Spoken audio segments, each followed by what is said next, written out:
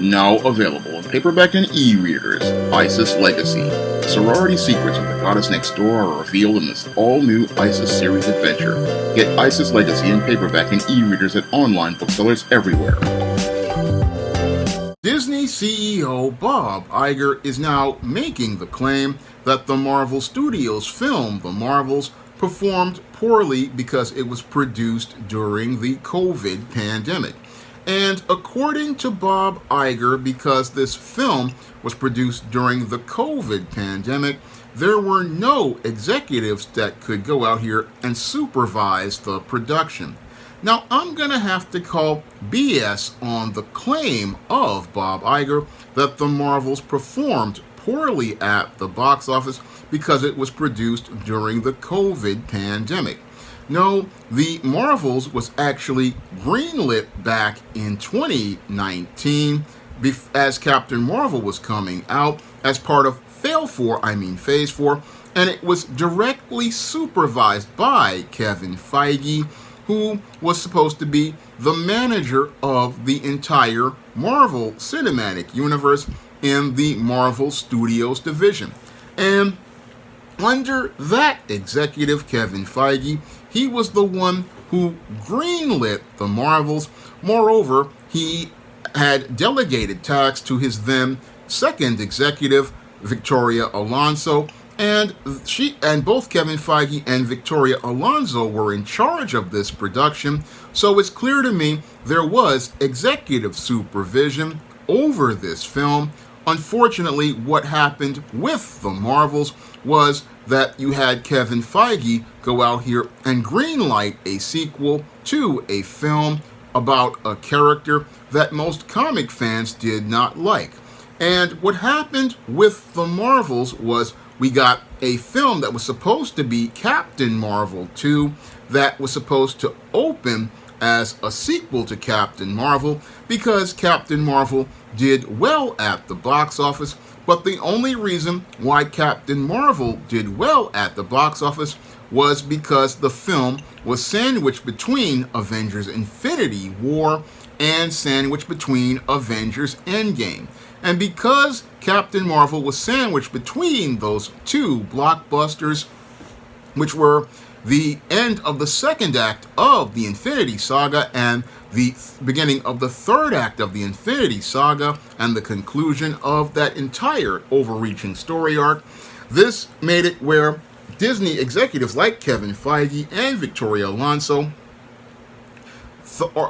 made the mistake of thinking that Captain Marvel was going to be a hit if they made a sequel, but the only reason why people went to go see Captain Marvel was because it was tied directly to Infinity War and Avengers Endgame, and people hoped to see something that would move the plot along as related to Avengers Endgame. So with The Marvels, this film was already in trouble because the audience really wasn't interested in it, and the original film didn't answer the critical question that a screenwriter like myself has to answer before I put a finger to the keyboard, and that is, why should we care?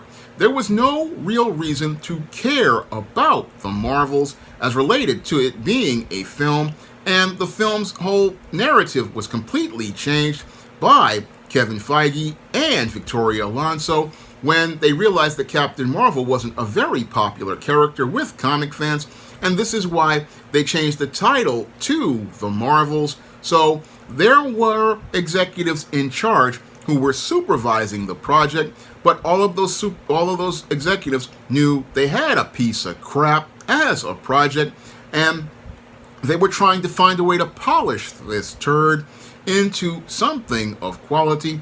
So when Bob Iger makes the statement that this film did poorly because there was a lack of executive supervision, no, there was plenty of executive supervision, but sadly the executives were not listening to the audience, who as far back as 2017 were complaining about the Captain Marvel movie being greenlit, and were letting people know that this was a character they did not like from the comics because people didn't like the way writers like G. Willow Wilson, Kelly Sue DeConnick, and Other writers out here wrote the character as this uber feminist with masculine traits. The Captain Marvel character was unattractive to many viewers as related to the source material. Moreover, they got an actress in Brie Larson who was not out here appealing to the audience. No, she was antagonizing the audience, and this was something that could have been rectified by executives like Kevin Feige, who were supervising the project.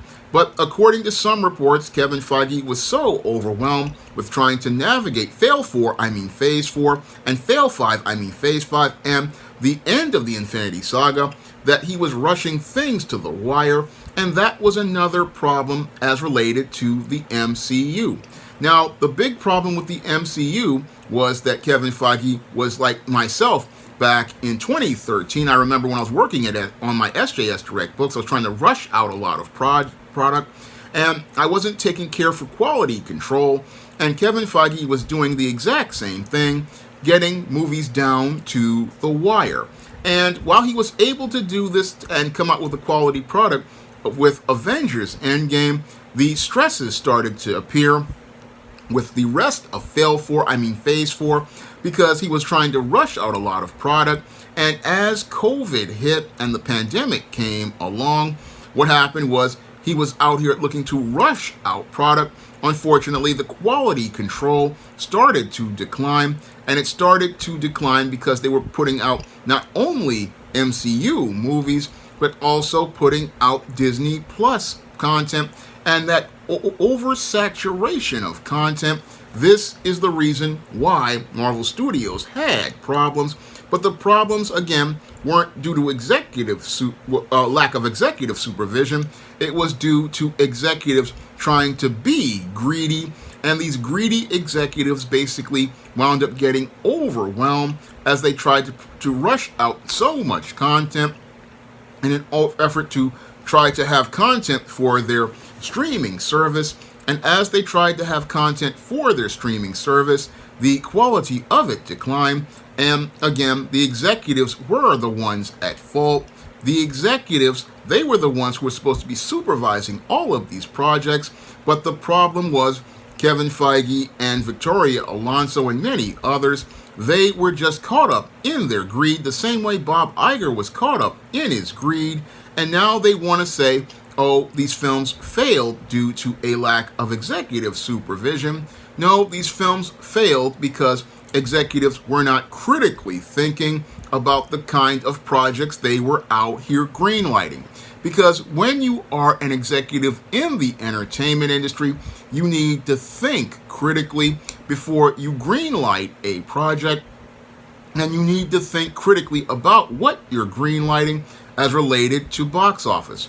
But Kevin Feige, who was in charge of Marvel Studios, wasn't thinking critically. Moreover, Bob Iger wasn't thinking critically. No, they were thinking that the superhero movie genre was bulletproof, and because they thought the superhero movie genre was bulletproof, they thought they could greenlight lots of projects and be able to continue making a license to print money. Unfortunately, the printer basically stopped at Avengers Endgame, and because Kevin Feige and Bob Iger did not have the foresight to understand how audiences' tastes change once a story finishes, they didn't understand how to switch gears and move on. They didn't understand that in the entertainment business, oftentimes when a story concludes, like the Star Wars trilogy, that's when an executive really needs to start shifting into third, because that's where you start to look for new business ventures. But because Kevin Feige and Bob Iger didn't understand this, they didn't understand that being an executive is like driving a stick shift car. Now, driving a stick, you have to understand instinctively when to shift the gears, but Kevin Feige and Bob Iger basically were used to driving automatic transmissions, and they thought that they could coast with this Marvel Cinematic Universe, not understanding that it was time to shift the gears around Captain America Civil War. Now, around Captain America Civil War, the entire story arc for the Marvel Cinematic Universe was getting near the end of its second act, and any smart executive would have understood at that point that's the point where you need to start shifting the gear from second to third, and you need to start investing in other properties and start creating new original properties because this property has depreciated. Now, old executives in the past, they understand how to shift gears, and they understood that when you had a movie like Return of the Jedi coming out, they knew around Empire Strikes Back, they needed to go out here and have new concepts and new character stories ready for the audience, because the audience was going to have their taste change, because with the story 2/3 done, they were ready to move on to something else. And the only way you can capitalize on that audience is to have that gear getting ready to shift from second to third and be ready to move into that third gear so that you can continue maintaining your momentum. That's what a seasoned business executive in the entertainment industry would understand. And I understand that at Civil War, it was time for Disney to start creating some new IPs from creators like myself and start buying some new IPs, because many of these old franchises were starting to wear thin because the audience had basically seen many of these IPs start to decline. But Bob Iger, not understanding how the business worked, continued to coast on these billion-dollar box offices, not understanding that's not where the money is long-term. And anybody who understands the business understands that if once you've gone past a certain point, you have to start investing in new properties. That means going out here looking to buy rights to new YA books, buy rights to new stories that are out here based on novels, and find ways to adapt new material or go buy some new screenplays from a writer like myself. You want to buy something new, and you want to buy something that's small budget so you can have the next big thing. But Bob Iger thought he could coast from the 2010s to the 2020s, not understanding that you have to constantly shift gears from decade to decade, because if you don't shift gears, what happens is you're going to wind up out of touch. And Bob Iger shows how completely out of touch he is by making the statement after why the Marvels failed was due to a lack of supervision, is he wants to put more executives in charge of supervising these projects. Now, one of the worst things that can happen to a production is when you have too many executives going out here and micromanaging a project. This is where you wind up with cinematic disasters like Batman and Robin, or you wind up with cinematic disasters like Superman 3.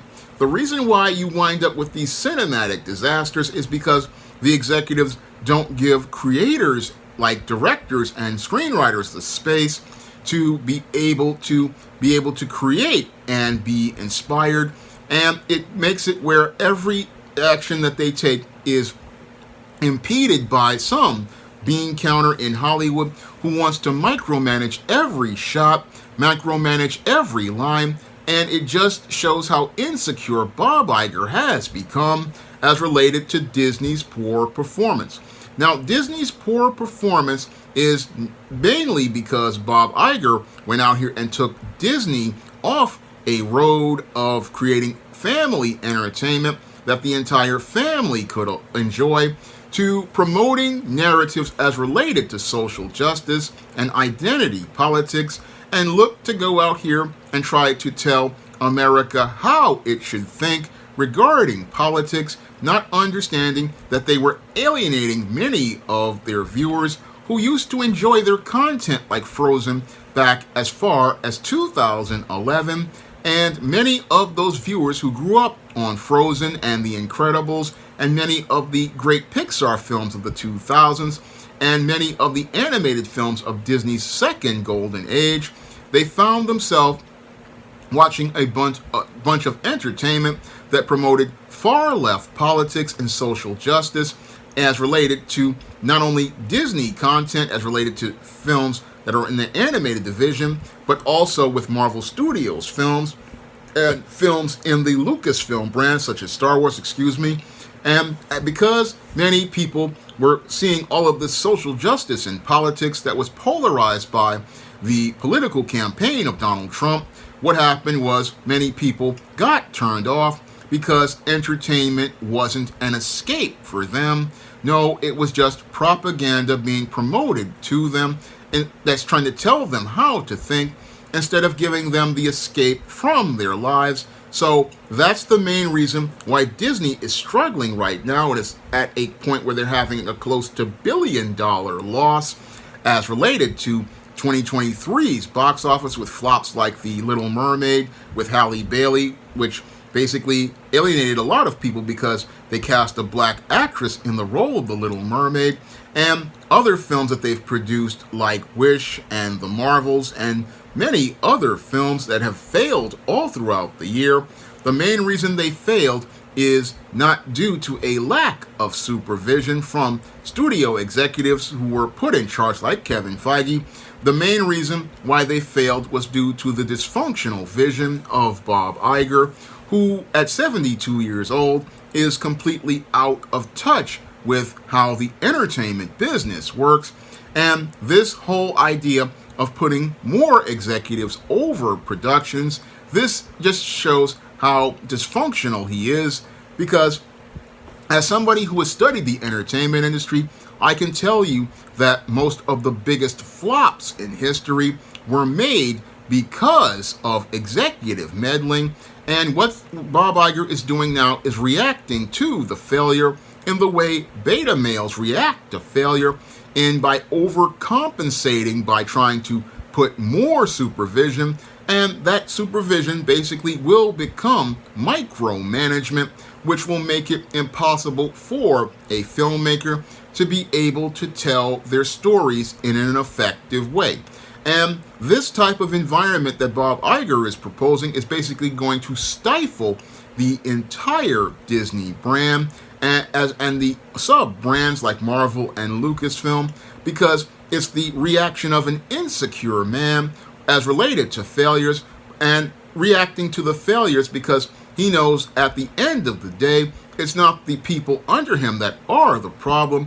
It is his lack of vision and direction that has led to Disney going into this state of decline. Because at the end of the day, it was Bob Iger who turned the Disney company into woke Disney, as some people call it, and pushed many of the far left so-called diversity narratives that became interpreted as passive-aggressive approaches towards people, black people, and people of color. And it was this passive-aggressive approach of paternalistic storytelling that alienated many audiences as related to the so-called diversity and inclusion narratives that, again, passively were about diversity, but aggressively about promoting stereotypes and aggressively about putting out bad stories in an effort to say that a story with a black lead character wouldn't sell, when Black Panther proved that this is possible. But because people at Disney basically didn't want to see a black or a non-black character be the lead of their stories, what they did was go out here and promote these diversity narratives, and these diversity narratives are undermining Disney. And at the end of the day, the executive in charge of signing off on all of these projects is Bob Iger. And now what he wants to say is, oh, it was COVID. Oh, it was a lack of supervision. No, it was a complete lack of leadership, because Bob Iger is not a guy who understands the entertainment business, doesn't understand how to move in the entertainment business, didn't understand how to set direction in the business, because if he understood these things, he would have understood that as the MCU was getting ready to end the Infinity Saga, it was time to end the MCU for a minute and give the audience a breather. And as they were breathing and reminiscing about how great it was, go out here and go into third gear, because you're already in second as Civil War is turning around, and you're going to go out here and start introducing new characters in animated series, new characters in movies, new characters in TV shows, and tried to appeal to the kids of this generation with new products. That's what any seasoned executive would have done. If I were in that position, I would have understood it's time to shift the gears and it's time to move on. And if we want to do it, if you want to do an MCU movie, maybe 3, maybe 5 years later, you can pick up later on. But the whole thing is that, as I saw it with the Endgame, the big mistake that they made was killing Tony Stark, because Tony Stark was the core of the MCU. He was the lead character of the MCU. And this is a decision Bob Iger signed off with from Kevin Feige that derailed the MCU. So it could have been easy to go out here and bring back the MCU with a new actor, if Robert Downey Jr. didn't want the role, and you would have been able to start over again after a brief hiatus and gotten things back on track. And you would have been able to continue making money with the new properties. Yes, they would have been risky and maybe some of them wouldn't have caught on, but that's all part of the business. It's all part of the business in that, yeah, you're going to have concepts that come and go and fail, but the whole thing is, in that period, you're trying to invest in new IPs that you'll have something to build on. That's what seasoned executives like Michael Eisner understood when he was rebuilding Disney. He understood that he needed to invest in small budget projects. He needed to invest in projects that appeal to everyone, projects that related to natural human behavior, because even though I write black characters, I try to write human characters.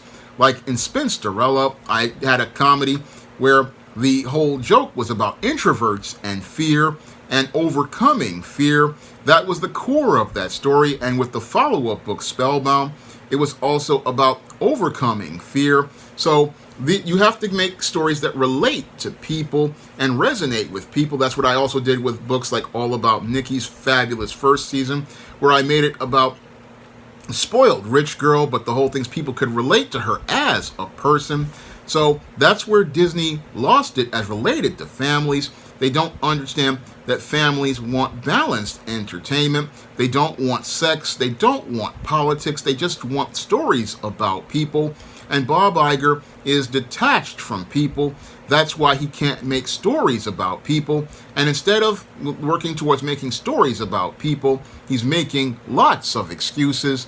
And all of these excuses basically show that all of the problems don't start at the bottom. Then the reason why Disney is at the bottom is because the man at the top has no vision. And because he has no vision, he can't watch out for his people like Kevin Feige and tell him to pull back and take a rest, because that's what I believe Kevin Feige needs to do. He's burnt out and he needs to take a rest as related to the MCU. The MCU needs to take a break. He needs to fire Kathleen Kennedy and get her out of Lucasfilm and give Star Wars a break. And he needs to go out here and basically step down, because Bob Iger, in his second run at Disney, has basically run Disney straight into the ground. Now, if you want to pick up some of the books on the SJS Direct imprint, and you can find them on Amazon.com, and I have lots of all ages family-friendly entertainment on the SJS Direct imprint, like the ISIS series, the Esteem series, the John Haynes series, the books of the Spinsterella trilogy, my Black sorority novel, The Thetas, and for older teens and tweens, I have my vampire novel, Eternal Night. And if you want to try some of my SJS Direct comics, like John Haynes at Death's Door, you can find John Haynes at Death's Door on Lulu.com, and you can find those books on the SJS Direct imprint on Amazon.com in paperback and Kindle format. And if you want to see me make more videos about the entertainment industry and take celebrities and Hollywood executives to the barbecue, you can send a donation to the Patreon, the PayPal, or the Cash App by clicking the links in the description box. That's all I have to say for this video. You can comment, rate, and subscribe. Now available in paperback and Kindle Unlimited, E-Steam: The Sands of Time. It's action and adventure in ancient Egypt in this terrific teen time travel romance. Get your copy of E-Steam: The Sands of Time at your favorite online bookseller today. Now available in paperback and e-readers. ISIS, Revenge of the Cyber Goddess. The goddess next door must take on the threat of a deadly digital diva driven to destroy the world in this action-packed, all-new ISIS series adventure. Get ISIS, Revenge of the Cyber Goddess in paperback and e-readers at online booksellers everywhere. Support Black-owned and Black-operated digital broadcast media. www.niceradionetwork.com. Nice Radio Network, broadcasting 24 hours a day, 7 days a week.